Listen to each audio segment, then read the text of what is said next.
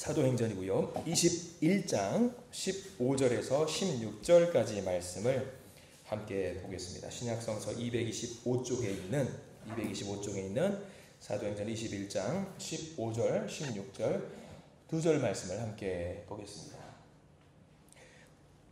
그리고 우리 15절 말씀 같이 읽어볼까요? 15절입니다. 이 여러 날 후에 여장을 꾸려 예루살렘으로 올라갈새 가이사랴에 몇 제자가 함께 가며 한 오랜 제자 구브로 사람 나손을 데리고 가니 이는 우리가 그의 집에 머물려 함이라. 아멘. 오늘 이 말씀 가운데 하나님의 은혜가 있길 간절히 기도하고 소망합니다. 우리 기도하는 마음으로 고백해 볼까요? 하나님의 은혜가 지금 저에게 임하기를 기도합니다. 옆 사람 축복하면서 하나님의 은혜가 지금 여러분에게 넘치기를 기도합니다. 아멘. 복된 은혜 넘치길 간절히 소망하고 기도합니다. 여러분들 오늘 말씀 제목 혹시 아세요? 예수님을 만난 사람들 괄호치고 누구죠? 나손 성신앙생활에서 한 번은 들어봤다. 한 번도 안 들어봤다. 한 번도 안 들어본 분이 아마 대부분이실 겁니다. 뭐하는 사람인지. 근데 성경 말씀에 16절에 명확하게 나와 있죠. 구브로 사람 나손이라고 하는 사람이 나와 있어요. 성경에요. 딱 두 절 나와요. 두 절 나옵니다. 15절과 16절. 이 나손이라는 사람과 관련된 내용이 15절과 16절에 나오고요. 성경 통틀어서 이 나손이라는 사람 이름은, 등장하는 이름은요, 16절에 딱 한 번 나오는 사람입니다. 어떻게 보면은요, 주목할 이유가 전혀 없는 사람처럼 우리가 생각할 수가 있는데 그게 아니에요. 오늘 말씀을 들으면은요, 이야, 대단한 사람이었구나라는 것을 알게 될 겁니다. 굉장히 중요한 사도 바울의 동역자입니다. 동역자. 자, 여러분들 목사라고 하는 직업이 성직이라고 생각하는 분들 계십니다. 아마 성직이라고 생각을 합니다. 근데 여러분들 성스러운 직분이라고 생각을 하니까 여러분들 어떠세요? 목사라고 하면 좀 거룩해 보이시죠? 안 그런가 봐요. 네. 뭔가 많은 분들이 옛날 신앙을 갖고 있는 분이 성직하면 성스럽고 거룩해 보이고, 근데 왜 우리 목사님은 왜 저러실까? 그런 분들이 많이 계세요. 여러분 명심하십시오. 목사도요, 성도예요, 성도. 단지 이제 하나님께 말씀을 전할 수 있는 권한을 부여받아서 말씀을 전하는 것 뿐입니다. 근데 제가 사역하면서 제일 항상 감사하고 또 바라고 소망하는 것 중에 하나가 뭐냐면, 하나님, 제가 사역을 잘 할 수 있도록 좋은 그런 동역자를 많이 좀 붙여주시옵소서라고 기도하는 바가 있습니다. 저는 그런 의미에서 이렇게 수요 예배 때 함께 모여서 예배를 드릴 수 있는 이 분들이 또 새벽 예배라든가 여러 가지 예배를 통해서 또 교회 행사를 진행할 때에 함께 프로그램을 진행할 수 있는, 손잡고 같이 갈 수 있는 분들이 모두가 저는 동역자라고 생각을 합니다. 귀한 분들이에요. 그래서 저는 기도해요. 하나님, 동역자 많이 붙여주세요. 이런 달란트 있는 분도 주시고요, 저런 달란트 있는 분도 주시고요, 또 이런 은사가 있는 분들도 많이 좀 붙여주셔서 우리 교회 늘 항상 서로서로 돕는 동역자들이 넘치는 아름다운 교회 되게 해주세요. 기도할 때가 많이 있습니다. 여러분들이 그런 분이 되셨고 그리고 되시고 앞으로도 되어주실 거라고 믿고요, 그런 분들을 또 많이 우리 교회에 보내주실 것이라고 믿어 의심치 않습니다. 동료 목사님들 중에요, 시골에서 성도님들 2분, 3분 모시고, 어르신들 모시고 사역하는 목사님들이 계셔요. 제 동기 목사님들 중에서도. 근데 그분들의 바람이 몇 개 있어요. 2개만 좀 꼽아보자면요, 하나는 그겁니다. 성도님들 좀 많이 모셔놓고 새벽 예배 드리고 싶다. 새벽 예배 드리고 싶다라는 그 고백들을. 시골에는요, 집집마다 좀 간격이 떨어져 있어서 운행을 하기도 어려워요. 운행을 하기도 없고 어르신들이기 때문에 걸어서 교회에 오는 것들이 좀 어려워요. 그래서 주일 예배 한 번, 수요 예배 한 번 이런 식으로 드리는 경우가 많이 있거든요. 그래서 그 동기 목사님들이 항상 기도하는 것 중에 하나가 새벽 예배에 동역자들이 많이 있었으면 좋겠다라는 기도를 해요. 그래서 우리 친구들이 모여있는 그런 어떤 대화방에서도 그래, 우리 함께 아무개 목사님을 위해서 기도했으면 좋겠다라고 기도를 하거든요. 저는 우리 교회 성도님들 새벽기도 정말 많이 나오셔요. 재적수에 비하면은요, 되게 많이 나오시는 거예요. 제가 그동안에 경험했던 교회들 한 7교회 면면히 살펴보면은요, 재적 숫자에 비해서 보통 평균적으로 10분의 1 정도가 새벽 예배 나오셔요.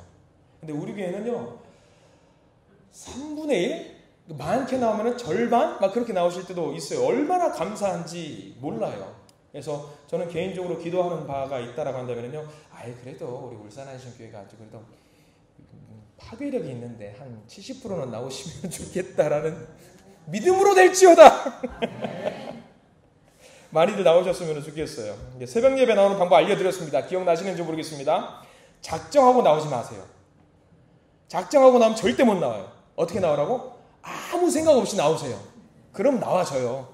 그러다 보면 하루가 이틀이 되고 이틀이 3일 되고 나와지거든요. 그렇게 새벽 예배 나올 수 있었으면 좋겠다는 생각 하나 더. 시골 목사님이 원하는 거. 새벽 예배 드렸으면 좋겠다가 1번. 2번. 동역자들이 좀 있었으면 좋겠다.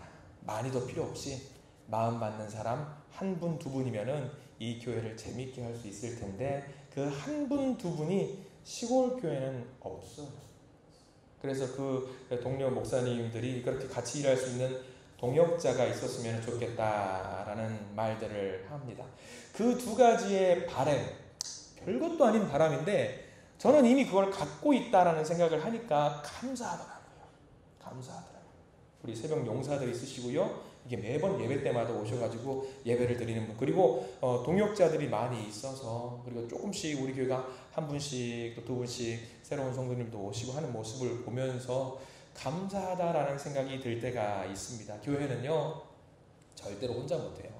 동역을 해줄 수 있는 같은 사역자들이 좀 필요해요. 동역자들이. 목사도 사람입니다. 때로는 여러분들 저 힘든 일이 있을 것 같아요? 없을 것 같아요? 있어요. 저도 사람이잖아요. 근데 저도 그 말을 누군가한테 할까요? 안 할까요?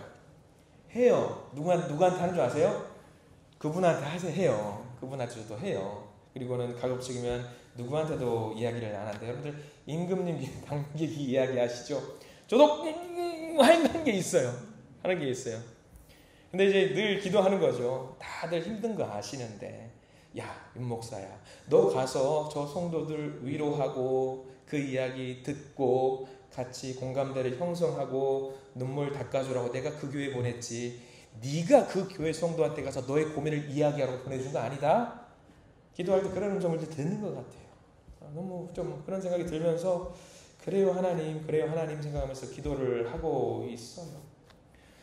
미국에서 사역을 하시던 목사님이 그런 고백을 했습니다. 힘들고 고민이 되고 토로할 데가 없으니까 개척은 했고 성도님들은 늘어나지 않고 고민이 되니까 그럴 때마다 그 미국에서 개척하시던 목사님이 찾아가시던 곳이 있었다라는 거예요. 미국에는 그 교회 주변에 뭐가 있냐면 교회 앞에 공동묘지 같은 게 있어요. 그 사람 사는 거주지역과 묘지가 멀리 떨어져 있지 않아요. 공동묘지가 있기 때문에 공원처럼 형성이 되어 있어요. 그 개척 목사님이 힘들고 외롭고 어려울 때는 어디를 찾아가시느냐? 그 공동묘지 공원을 가셔요. 그리고 누군지도 모르는 묘지 앞에 가가지고 하소연을 한다는 거예요. 하소연을 막 한다는 거예요. 그러면서 공동묘지 무덤 앞에 죽은 사람들 그 이름을 보면서 아무개씨, 미스터, 미시즈 뭐 하면서 내 이야기 좀 들어보소. 소가리를 한다는 거예요. 그러면서 그 목사님이 고백하는 거, 돌아가신 분들이 그렇게 고마울 수가 없더래요. 왜? 그분들은 듣는다고 치고 듣기만 하지 아무 말도 안 하시잖아요. 그리고 그분들은 남한테 말을 전해요, 안 전해요? 못 전하잖아요. 그러니까 들어주는 위로하는 분들이 오히려 돌아가신 분들한테 위로를 얻는다라고 해요. 마찬가지예요.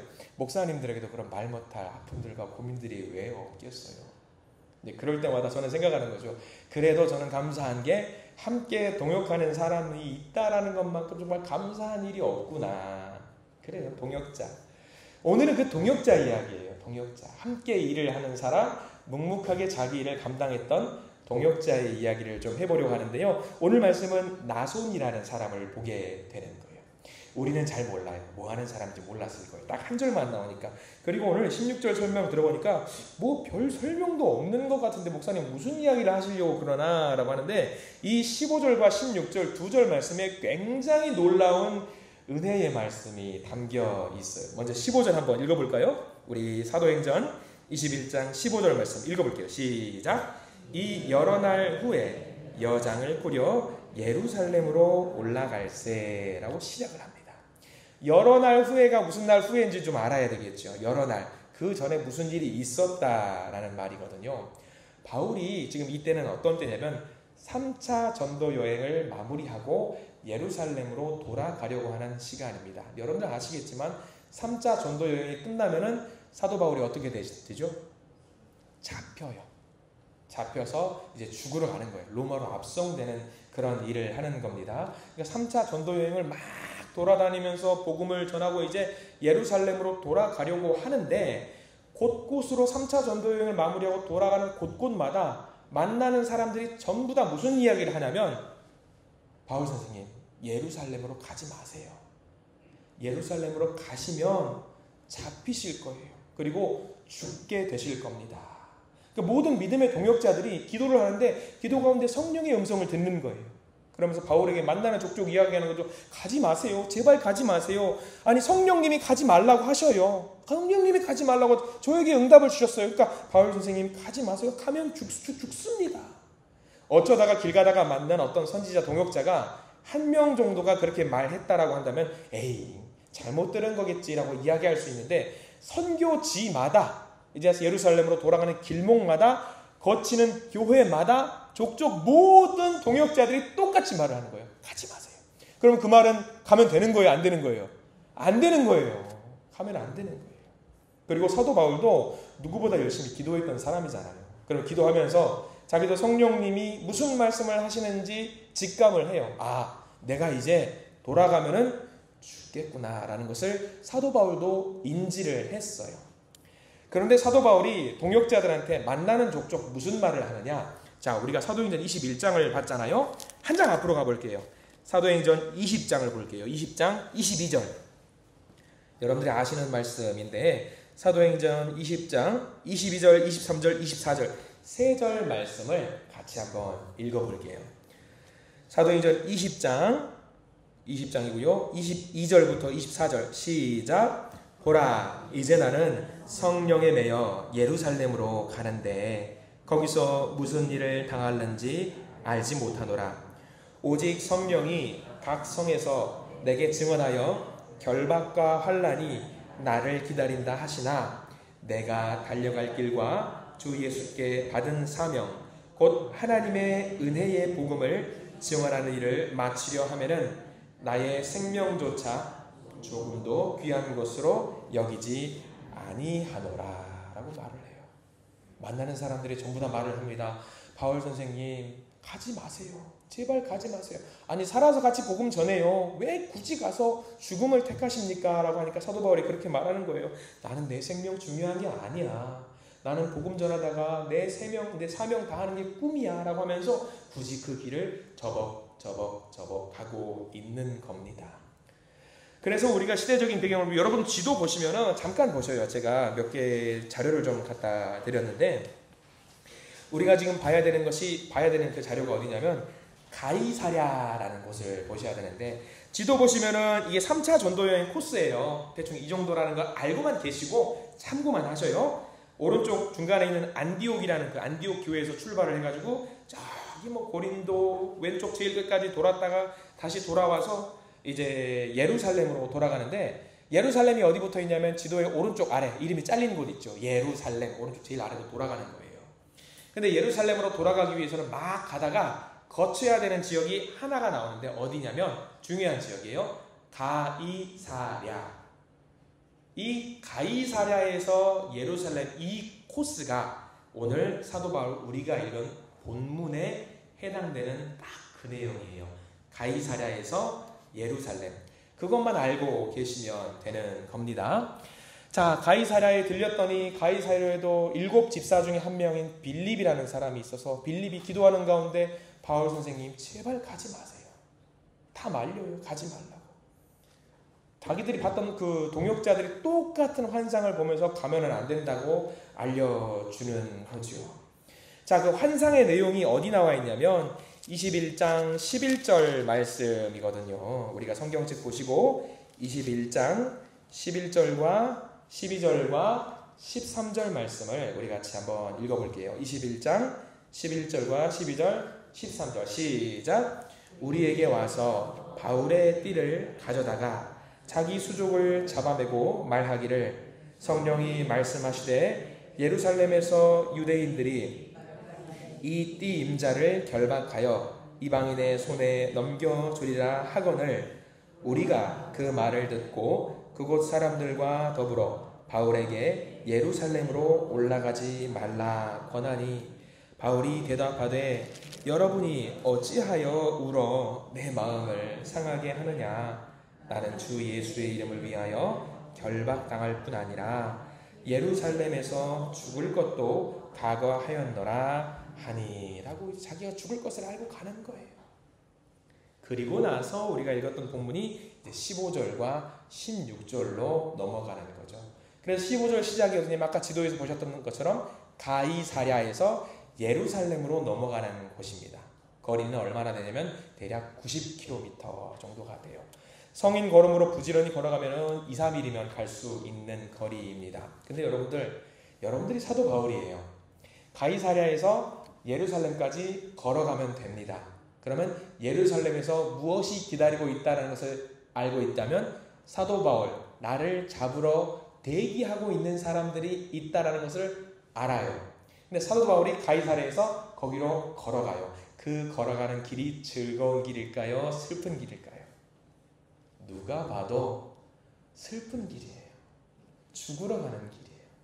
예수님께서 성전에 입성하실 때도 마찬가지였잖아요. 나귀 등을 타고 올라갔지만 예수님이 밝은 표정이 아니셨어요. 왜? 저기로 가면 내가 죽을 것을 알기 때문에. 사도 바울도 마찬가지예요. 가이사랴에서 예루살렘까지 걸어가는 길, 3차 전도여행을 마치고 가는 그 길이 죽음보다 더한 고통스러운 길이었습니다. 외로운 길, 무서운 길. 아니 사람이 모르고 우리가 혹시라도 교통사고를 당하면 그럴 수도 있겠다 싶은데 내가 여기서 저기까지 걸어가는 길에 무조건 사고를 난다라는 걸 알고 그 길을 갈 수 있을까요? 못 가요? 못 가요. 못 가요. 갈 수 없어요. 바울은 그동안에 많은 사고를 당했어요. 돌에도 맞고 파선도 당하고 뭐 여러 가지 힘든 일, 뭐 죽을 뻔한 적도 몇 번 있었고요. 근데 그때는 모르고 갑자기 당한 고난이었단 말이에요. 근데 지금은 이야기가 달라요. 가이사랴에서 예루살렘으로 가는 길은 알고 가는 길이에요. 고통을 알고 가는 길이에요.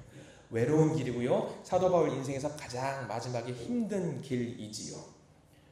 그러면 여러분들 사도 바울과 같이 동역했던 사람들이 많이 있습니다. 다른 사람들 다 바울과 함께 지내다가도 이때만큼은 사도 바울 옆에 있고 싶을까요? 없고 싶을까요? 인간적인 마음으로는 없고 싶을 거예요. 왜? 가다가 자기도 공변을 당할 수 있거든요. 근데 이 순간만큼은 사도 바울이 혼자 가는 것처럼 보인다는 말이죠. 물론 여러 사람이 같이 가기는 했습니다만 이 자리에 사람들은 다 사도 바울을 떠나서 사도 바울 너 혼자 가세요 라고 하고 싶었겠지만 이 죽음의 자리, 고통의 자리에 전혀 성경 전체 어디도 등장하지 않다가 갑자기 등장하는 한 명의 사람이 등장하는데 그게 누구냐면 나손이라는 사람이에요. 사도 바울이 죽으러 가는 그 자리, 고통의 자리, 외로운 자리에 가는 길을 홀로 두지 않고 사도 바울 옆에서 같이 손잡고 동행해 줬던 사람이 나손이라는 사람입니다. 그래서 우리가 나손을 기억해야 되는 거예요. 대단한 동역자죠. 정말 위험한 시간, 외로운 시간, 고통의 시간 여기서 다 도망가고 떠나고 사라질 것 같은 사람인데 바보처럼 등장해가지고 사도 바울의 손을 잡아주는 사람이 나손이었던 거죠. 그래서 그 16절 나손에 대해서 뭐라고 설명을 하고 있느냐. 이 16절은 밑줄을 전체를 다 그어두셔야 돼요. 나손이 어떤 사람인지가 이 16절 한 절에 다 드러나요. 자, 16절 말씀 같이 다시 한번 읽어볼게요. 시작. 가이사랴에 몇 제자가 함께 가며 한 오랜 제자 구브로 사람 나손을 데리고 가니 우리가 그의 집에 머물려 함이라. 자, 16절 좀 분석을 좀 해볼게요. 몇 명의 사람이 등장합니다. 가이사랴에 몇 제자가 함께 갔다고 했어요. 그럼 나손까지 가이사랴에서 예루살렘까지 갈 때는 사도 바울과 나손과 몇 명의 제자가 있었어요. 근데 중요한 거는 그 몇 명의 제자는 집이 어디 있어요? 그걸 봐야 돼요. 집이 가이사랴에 있어요. 그럼 뭐 하는 사람들이냐면 예루살렘까지 배웅을 하고 사도 바울 빠이빠이 하고 자기 집으로 돌아오는 사람들이에요. 반대로 나손은 집이 어딘지 봐야 돼요. 이 한 절에 나와 있어요. 집이 어디예요? 이 사람의 지금 구브로 출신이에요. 구브로 출신인데 이 사람의 현재 집은 어디냐면 예루살렘이에요. 집이 예루살렘이에요. 그럼 이 사람은 나손은 어떤 사람이었냐? 굳이 사도 바울이 죽을 것을 알지만 굳이 예루살렘에서 가이사랴까지 가서 사도 바울 함께 갑시다 하고 예루살렘으로 데리고 온 사람이에요. 차이가 커요. 가이사랴에서 온 사람은 사도 바울 안녕, 나는 고통 함께 당하기 어려워요, 안녕히 계세요 하고 돌아온 사람이고, 나손은 어떤 사람이냐면 굳이 고통당할 것을 알면서 사도 바울과 함께 예루살렘으로 왔던 사람이에요. 의미가 커요. 차이가 큽니다. 그러니까 예루살렘에서 끝까지 함께 했다라고 우리는 생각할 수 있는 사람이 바로 나손이라는 거지요. 나손은요, 예루살렘에 자기 집이 있어서요, 사실 사도 바울이 예루살렘으로 왔다라고 하면은 기존에 믿었던 사람도 사도 바울을 그 순간만큼은 문 닫고 아는 척 안 하는 게 더 나아요. 근데 지금 나손은 어떤 사람이냐면 사도 바울을 데리고 와서 기꺼이 자기 집에 사도 바울을 모신 사람이에요. 굉장히 대단한 사람인 거죠. 가이사랴에서 예루살렘까지 같이 걸어주고 빠이빠이 하고 돌아갔던 사람이 아니라 바울의 가장 힘들고 외로운 시간 끝까지 자기 곁을 지켰던 사람이 바로 나손이라는 사람이고요. 이 나손이라는 사람을 꼭 우리가 기억을 해야 되고요. 제가 이 나손이라는 사람이 어떤 사람인지 알아보기 위해서 제가 나눠드린 종이 보면은 1번, 2번, 3번으로 정리를 좀 했습니다. 그래서 이 세 가지만 알아도 나손이 참 대단한 사람이구나라는 걸 알게 됩니다. 먼저 1번이 뭐냐면 오래된 제자라고 나와 있어요. 16절 말씀에 나와 있습니다. 16절의 중간에 보면은 동그라미 표시를 한번 해보실까요? 오랜 제자라고 이야기를 합니다. 오랜 제자. 근데 이게 굉장히 중요한 말이거든요. 오랜 제자 나손. 오랜 제자라고 하는 것은 이게 사도행전을 누가 기록했는지를 봐야 됩니다. 사도행전을 누가 기록했냐면 누가가 기록을 했잖아요. 누가가 기록을 했어요. 누가는 정확하게 사실에 근거해서 기록을 했던 사람입니다. 그러면 이 나손이라는 사람을 여기다가 한 절에다가 적어 넣어야 되는데 굉장히 구태의연하게 설명을 길게 적을 수 없고 딱 한 절로 성령의 감동으로 적어야 돼요. 그러면 가장 적합한 수식어를 나손 앞에 넣어야 돼요. 나손은 뭐뭐뭐한 나손이라는 것을 집어넣어야 된다 라고 누가는 생각을 했는데, 누가가 고심을 하다가 가장 중요한 단어, 이 단어면은 나손을 설명하는데 충분하겠다라고 해서 생각한 단어가 뭐냐면 오랜 제자라는 말이에요. 오랜 제자. 이 오랜 제자라는 말을 이게 헬라어 원어로 보면은요, 시작부터 지금까지 제자였다라는 말입니다. 시작부터 지금까지. 그러니까 오랫동안 제자의 자리를 지켜주었던 사람이라고 말을 하고요. 이 나손이라는 사람이 언제 처음 제자가 되었다라고 사람들은 이야기를 하냐면은 사도행전 1장에 보면 베드로가 설교할 때 5,000명이 회개하고 예수님의 제자가 되었다는 이야기가 나와요. 그때부터 지금까지 제자의 일을 감당했던 사람을 나손이라고 이야기를 하거든요. 그러면 무려 사도행전 1장부터 여기 21장까지는 몇 년의 간격이 있냐면 25년의 간격이 있어요. 그러면 25년 동안 열심히 제자의 일을 감당했던 사람이라고 우리는 알아도 되는 거죠. 25년 동안 이름 한번 등장하지 않는 무명의 제자로 살았던 사람이 나손, 오랜 제자였던 거죠. 베드로 옆에 많은 동역자들이 있었습니다. 그런데 바울 옆에서 잠시 충성하고 사라진 사람들이 많이 있었을 거예요. 굉장히 많았겠죠. 그러나 사도 바울의 죽음의 현장까지 동행했던 사람은 많지 않습니다. 그런데 이 모습을 보면서 우리 교회를 한번 봤으면 좋겠어요. 대한민국에 있는 많은 교회, 세계에 있는 많은 교회도 그런 사람 많습니다. 하나님께 잠시 충성하는 사람 많아요. 잠시 막 해가지고 충성하는 사람 많아요. 근데 한결같이 오래도록 충성하는 사람을 찾는 것은 사실 쉽지가 않습니다.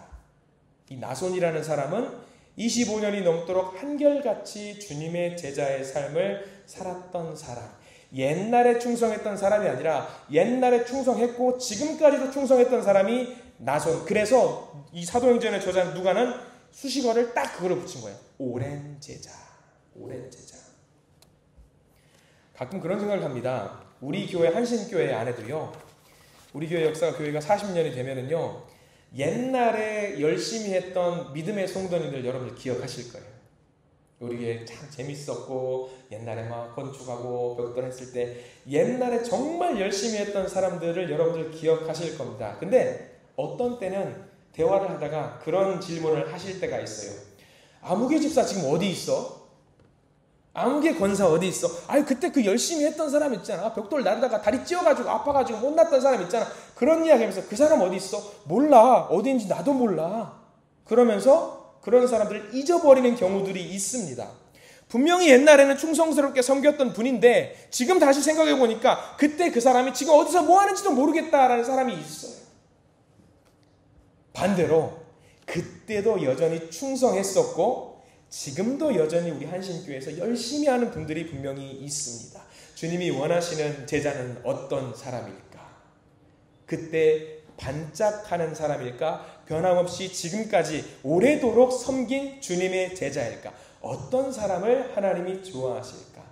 하나님은 나손을 우리에게 알려주시는 거예요. 그때만 반짝하는 것이 아니라 지금까지도 꾸준히 사랑하는 사람이 되었으면 좋겠다라는 마음으로 나손을 우리에게 알려주시는 거죠. 여러분들 길게 충성하는 거 쉽지 않아요. 정말 어려운 일입니다. 한 목사님께서 새신자를 맞이했습니다. 근데 교회마다 새신자가 오면은 새신자반도 있고 행정적인 절차도 있고 뭐 교육받는 것도 있잖아요. 근데 어떤 새신자 남자분이 등록하자마자 로비에서 소리를 지르더래요. 고래고래 소리를 지르면서 나 지금 담임 목사님 만나야 된다고 목사님 지금 당장 만나야 소리를 지르는 거예요. 성도님들이 이제 사역자분들이 아니라고 우리가 순서가 있으니까 이 순서 시간에 목사님을 만날 수 있다. 아이고 이게 목사님 만나기 되게 힘드네 막 그러면서 소리를 지르더래요. 시끄러우니까 목사님이 로비로 나가신 거예요. 아유 뭐 무슨 일 있으세요? 하니까 아유 목사님 나오셨네. 목사님 드디어 만나네. 만나기 정말 힘드네요. 뭐가 어려워요. 얼른 오세요. 그래가지고 목양실에 모시고 와서 이야기를 하더라는 겁니다. 그러면서 그 성도님이 이런 말씀을 하는 거예요. 새신자분인데 목사님 드디어 제가 찾던 인생의 교회를 만났습니다.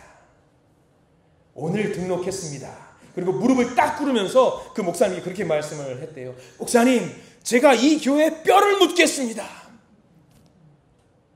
목사님이 일어나세요. 무슨 뼈를 왜 묻어요? 뼈를 묻지 마시고 이야기를 하는 거예요. 그러면서 그 성도님이 말을 하는 거예요. 목사님 제 장례식은 목사님이 해주셔야 됩니다. 얼마나 화끈한지 몰라요. 그래서 등록하고 계속 이제 몇 개월 다니는데 6개월 지나고 그분이 출석을 안 하시더라는 거예요.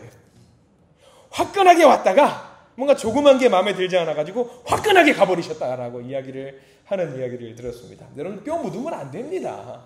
그러니까 뼈를 왜 묻어요? 오래도록 꾸준하게 충성하는 사람을 찾는 거예요. 하나님은요. 반짝하는 것이 아니라 그때도 충성, 지금도 충성, 앞으로도 충성하는 사람을 주님은 찾으시는 거지 반짝 충성하고 끝나는 사람을 찾지 않아요. 나서는 지속적으로 변함없이 끝까지 주님 앞에 충성했던 사람이라는 거예요. 그래서 수식어가 무슨 수식어가 붙었냐? 오랜 제자. 오랜 제자. 그래서 누가는요 사도행전 기록하면서 이 나손이라는 사람 앞에 정말로 아름다운 수식어를 선물해 주고 싶었던 것 같아요. 그래서 오랜 제자. 여러분들 이름은요 부모님이 만들어 주시잖아요. 근데 이름 앞에 수식어가 있어요. 수식어가 있을 수 있습니다. 뭐 어떤 사람 아무개 하면은 예쁜 아무개 아니면 일 잘하는 아무개 할 수 있어요. 그 수식어는 사람의 이름은 부모님이 만들어 주신다고 치는데 그 수식어는 누가 만드는 줄 아세요? 누가 만들어요? 자기가 만들죠. 자기가 만들어요. 자기가 만드는 겁니다. 수식어를 자기가 만들 수 있는 거예요. 어떻게 해요? 내가 열심히 충성 봉사하면은 신실한 김집사님. 신실한이라는 단어는 자기가 만드는 거예요. 그리고 사랑이 많은 박권사님. 충성하는 김장로님. 기도의 사람 최권사님. 눈물이 많은 이성도님. 헌신적인 박장로님. 뭐 이런 단어들 앞에 나와 있는 수식어는 누가 만드냐면 자기가 만드는 거예요. 모든 성도들이 공감하는 거죠. 그 사람은 그런 수식어가 가장 어울리는 수식어. 그래, 맞아. 모든 사람이 그 사람의 이름을 수식어를 보면은 아는 거예요. 여러분들 제 수식어 하나 만들어 주십시오. 땡땡땡 윤 목사님. 뭐가 있어요? 잘생긴 윤 목사님. 공감을 안 하시는 게 이게 참 안타까운 일이네.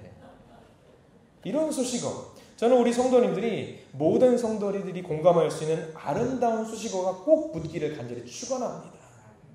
기도의 누구 권사님, 눈물로 회개하던 아무개 집사님, 그런 수식어가 누가 들어도 맞아, 그래, 공감할 수 있는 아름다운 수식어가 있으면 좋겠어요.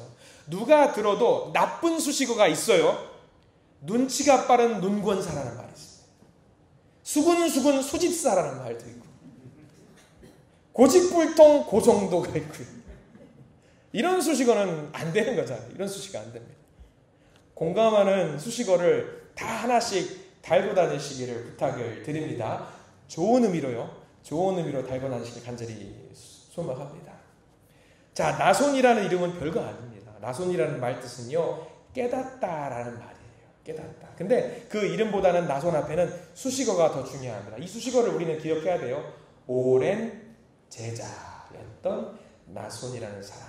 자, 그래서 우리 모든 성도님들도 나손과 같이 오랜 제자, 오래도록 충성하는 믿음의 제자가 되시기를 간절히 축원합니다. 하나 더요. 2번입니다. 2번은 뭐라고 적어놨냐면 아무도 알아주지 않아도 제자로 살았던 사람. 아무도 알아주지 않아도 제자로 살았던 사람. 자, 아까 여러분들 잠깐 말씀해 주셨습니다. 지금 나손은 어디 있냐면 예루살렘에 있어요. 나손의 고향은 어디냐면 뭐라고 나와 있냐면 구브로 사람이라고 나와 있어요. 구브로 사람. 그런데 여러분 한번 여쭤볼게요. 구브로라고 하는 지역을 떠올리면은 대본에 이 사람 얼굴이 떠올라야 돼요. 혹시 아시는 분?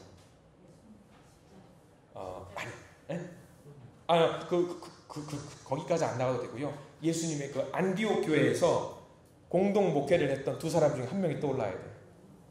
구브로 출신의 이거 맞추시면 제가 뭐 눈깔사탕이라도 하나 드리려고 그랬는데 이게 안 되네요. 이거. 바나바가 구브로 출신이에요.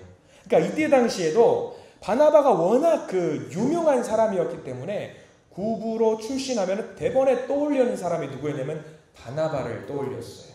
구브로 사람 하면 바나바. 나손도 구브로 사람이에요. 그러면 사람들이 이야기를 할 때 바나바 구브로 사람 바나바. 나도 구브로 출신인데 왜 바나바만 띄워줘? 라고 심통 부리면서 제자의 사역을 내팽개칠 수도 있었던 사람이 바로 누구였냐면 나손이었어요. 나도 구브로 출신 열심히 하는 사람인데 그런데 나손은 2인자임에도 불구하고 누구도 알아주지 않아도 그냥 제자의 삶을 기쁘게 살았던 사람이 바로 나손이었다는 거예요. 이게 대단한 겁니다. 교회도 그렇잖아요. 똑같이 일하는데 분명히 누군가는 더 알아주는 사람이 있고요. 누군가는 열심히 일했는데 못 알아주는 사람이 분명히 있어요. 어느 교회를 가면은요, 같은 봉사를 했는데 누구는 박수를 받는 사람 따로 있고요. 일하는 사람이 따로 있는 경우들이 분명히 있습니다. 일은 내가 다 했어요. 근데 박수는 다른 사람이 받는 경우가 분명히 있습니다. 바나바는 어디를 가도 늘 박수 받는 사람이었어요. 구브로 사람 바나바, 위대한 사람, 목사님. 근데 나손은 그게 아니었어요. 그 사람이 누군데 우리도 몰랐잖아요. 근데 나손이 어떤 사람이에요? 바울이 죽기 직전에 너무나도 힘들었을 때에 바울에게 손을 뻗어줬던 사람이 누구였냐? 나손이었어요. 다시 알아야 되는 거죠. 일은 눈에 잘 띄지 않는 사람이 잘해요. 저도 그거 다 알아요. 여러분들도 아실 겁니다. 묵묵히 하는 사람이 일을 잘합니다. 그래서 모든 사람이 구브로 사람 바나바를 주목했는데 오늘 우리는 기억을 해야 됩니다. 구브로 사람 나손이 있었다라는 것을 우리가 기억을 해야 됩니다. 그렇게 아무도 알아주지 않는 세월이 몇 년이었다? 25년이었다라는 거죠. 그 오랜 제자의 삶 얼마나 대단합니까? 얼마나 대단해요. 세상에는요, 두 가지 종류 사람이 있습니다. 세상에서 유명해도 하나님이 모르신다라고 하는 사람이 있어요. 반대로 세상에는 아무도 그 사람의 이름을 몰라도 주님께서 그 이름을 들으시면은 하나님께서 내가 그 사람 안다 라고 하는 사람이 있습니다. 저는 여기서 여러분들이 후자의 사람이기를 간절히 소망합니다. 세상이 우리 이름 몰라줘도 돼요. 유명하지 않아도 돼요. 우리는 누가 알아주면 되냐면 하나님 한 분만 알면은 되는 겁니다. 그래서 여러분들 고린도후서 유명한 말씀, 무명한 자 같으나 유명한 자라는 말 하실 거예요. 세상이 다 알아도 하나님이 야, 나 그 사람 몰라. 뭐 하는 사람인지 몰라 할 수 있어요. 근데 세상에는 그 사람 이름 아무도 몰라도 천국 가면은요, 우리 주님께서 버선발로 맞이해 주시는 사람이 분명히 있다라고 하는 거죠. 우리 성도님들이 그런 사람 되시기를 간절히 축원합니다. 물론 우리는 세상에서도 잘 나가야 돼요. 저는 우리 성도님들 잘 나가시기를 간절히 소망하고 축원합니다. 거기서 더 나아가서 하나님에게도 잘 인정받는 우리 성도님들 되시기를 축원합니다. 아무도 알아주지 않아도 하나님이 알아주시면 됩니다. 그거 하나만으로도 우리는 기쁨의 일꾼이 될 수 있습니다. 자, 마지막 세 번째. 이 나손은 어떤 사람이었냐? 주님을 위해 목숨을 내놓았던 제자였어요. 바울이 예루살렘 갈 때에는요, 죽으러 가는 거예요. 거기서 잡히거든요. 그러면 이거를 모든 사람들이 다 알아요. 그러면 바울 옆에 찰싹 달라붙어서 사역을 했던 사람도 그 시간만큼은 어떻게 해야 되냐면 바울과 거리를 둬야 돼요. 가이사랴에서 살던 사람들도 마지못해 예루살렘까지 따라가긴 했지만 예루살렘에 도착하자마자 주랭랑을 쳤을 확률이 높습니다. 근데 나손은요, 거꾸로입니다. 예루살렘에 자기 집이 있으니까 자기 집에 모시기 위해서 가이사랴까지 가서 바울을 맞이하고 자기 집으로 바울을 데리고 와요. 힘든 길, 어려운 길, 두려움의 길, 죽음의 길. 나손은 자기 집 문을 열어주는 사람. 그리고 예루살렘에 있는 많은 사람들은 문을 닫았어요. 바울 오늘은 안 됩니다. 그러나 딱 한 사람, 나손은 자기 집 문을 열고 바울을 맞이했다라는 거죠. 그래서 중세의 유명한 신학자였던 존 칼빈이라는 사람이 이 나손에 대해서 적어놓은 내용이 있어요. 우리 거기 한번 읽어볼까요? 제가 나눠진 종이 보시면은 존 칼빈 해가지고 수염 긴 아저씨가 있는 것이 있어요. 거기 한번 같이 한번 읽어볼게요. 시작. 나손이 자기의 집을 내어놓은 것은 자기의 목숨을 내어놓은 것이다. 맞는 말이에요. 맞는 말이에요. 이때 당시에 예루살렘 교회에 대대적인 핍박이 있었어요. 그리스도인들을 향해서. 그래서 내가 살기 위해서, 우리 가정이 살기 위해서 내가 그리스도인이라는 것을 숨겨야 될 때입니다. 그런데 다른 사람 다 문 걸어 잠그고 있는데 사도 바울을 자기 집으로 데리고 왔다. 이거는 커밍아웃 하는 거예요. 나는 그리스도인입니다 라는 것을 선포하는 거예요. 그러면은 핍박 많은 시기에 이 나손도 같이 핍박을 당할 수 있다라는 것, 자기 목숨을 내놓았다라는 것을 말합니다. 진짜 제자는요, 잘 나갈 때 함께하는 사람이 아니라 모두 떠날 때에 떠나지 않는 제자, 함께하는 제자가 진짜 제자입니다. 교회 성도, 어떤 교회 성도는요, 부흥할 때 열심히 해요. 정말 부흥할 때 열심히 합니다. 그런데 교회가 힘들어졌을 때에도 열심히 하는 성도가 진짜 제자입니다. 자기도 망할까봐 열린 문도 닫아야 되는 것이 지금 상황이거든요. 바울 우리 집에 오지 마세요. 우리 망합니다. 다 문 닫았겠죠. 근데 바보처럼 한 사람이 문을 열어요. 전부 쾅쾅 닫고 있는데 한 사람은 문을 삐끗 열어요. 나손입니다. 우리 집에서 묵으시기 바랍니다. 다 바울을 모른다고 할 때 자기 집 문을 열었던 사람, 목숨을 내어놓는 제자였습니다. 교회에서 헌신하는 사람, 진짜로 헌신하는 사람은요, 한결같아요. 자기의 상황이 좋든 나쁘든 구분하지 않습니다. 항상 하던 대로 해요. 하던 대로 충성하고요. 상황과 여건에 동요하지 않습니다. 어쩌면 아무도 주목하지 않고 지나가야 할 이 나손이라는 사람, 아무도 관심 갖지 않았던 사람, 지금까지 제가 말씀드리기 전에는 나손이라는 사람이 뭐 하는 사람인지 몰랐던 이 상황 속에서 우리는 기억하게 됩니다. 나손 정말로 위대한 하나님의 참 제자였구나.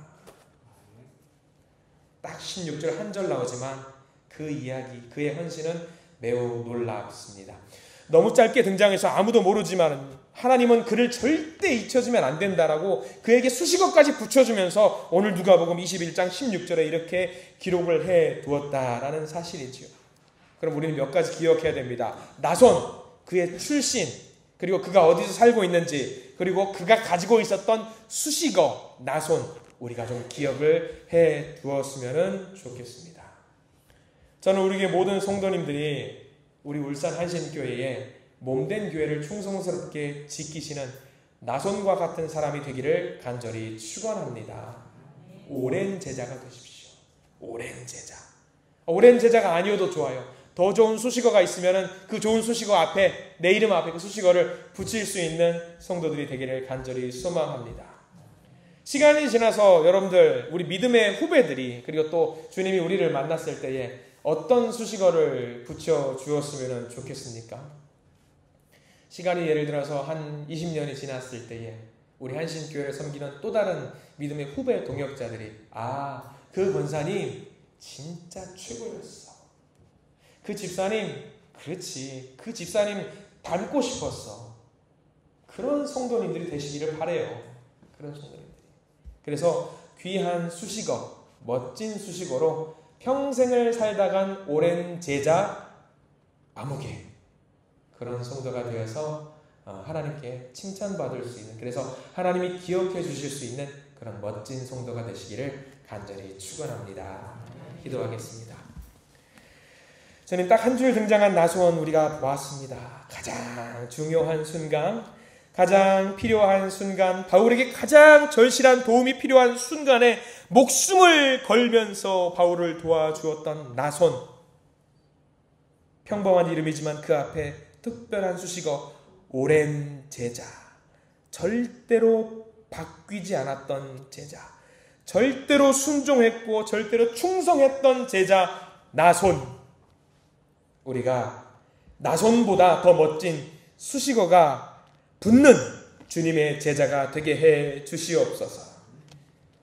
열심히 섬기는 주님의 충성스러운 제자가 되어서 우리 한신교회 모범적인 성도가 되고 많은 사람들에게 그 수식어에 걸맞는 사람, 그 영향력을 행사할 수 있는 멋진 주님의 제자가 되게 해 주시옵소서. 예수 그리스도 이름으로 간절히 기도드립니다. 아멘.